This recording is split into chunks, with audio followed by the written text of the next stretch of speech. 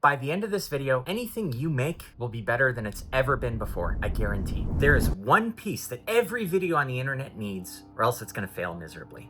That one ingredient is story.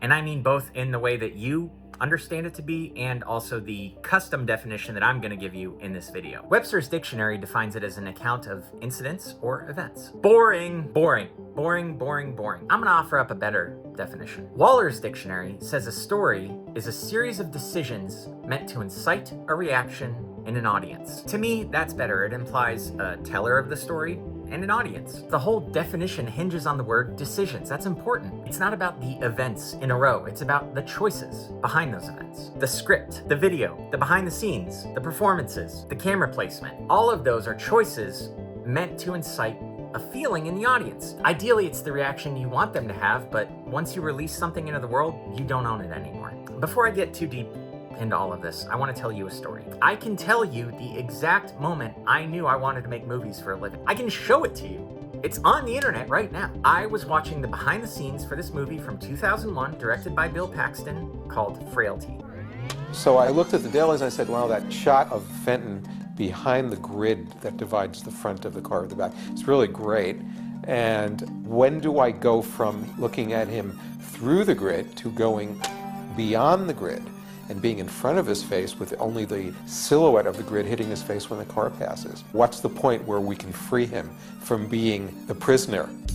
You say, okay, when do you make that jump from the wide shot to the medium to the close-up? And in this case, I thought the looking at him through the grid had a certain extreme significance. Okay, pause, right there. The editor, Arnold Glassman, is explaining that he made a decision to choose a different shot. Originally, Matthew McConaughey was obscured by this grate and it made it look like he was in jail, like he didn't have any power. And he decided, in a very specific moment, to choose a different shot that didn't have the grate in front of McConaughey's face. And in that moment, he transferred the position of power from the FBI agent in the front of the car to Matthew McConaughey. When I heard that, it exploded my brain open because all of a sudden, movies weren't this like nebulous thing that experts and geniuses worked on. It was just decisions being made by people who wanted to tell an interesting story. I'm gonna give you a concrete example of how choices are important to the story above everything else. I'm gonna shoot the exact same line on the exact same camera with different framing and different performance. And just those two choices alone are gonna show you two completely different stories.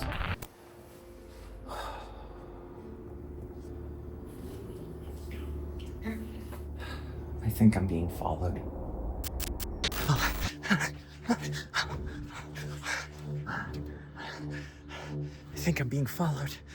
One of those clips tells the story of someone who's paranoid. They seem to be in a safe situation. They're lying down. They're clearly not in any kind of distress. They're just expressing these thoughts that are probably strange to say to anyone who you don't really trust. The other one shows us in the moment someone being chased. They're looking around the corner. They're seeing if they're okay and they're out of breath. It's the exact same line. All I did was hold the camera differently, choose a different performance, and now I'm telling two different stories. One of those stories is maybe someone at the start of a movie, and the other story is maybe someone who's at the end of their part in the movie. Maybe this is a video that the main character finds. It doesn't take much to tell a story. All you have to do is be cognizant of what's inside the frame. And I said at the start of this video that what I was going to tell you would make all of your work from here on out instantly better. So how does this make your work better? When you start to consider what's inside every shot, and I'm not just talking about how you frame it, I'm saying the clothes that the people are wearing, the way that they speak, where they look. All of those choices guide the audience, you, into feeling a certain way. In my case, I wore a collared shirt because I want to look like I know what I'm talking about. You don't have to have fancy VFX, you don't have to use AI, you don't need green screens, you don't need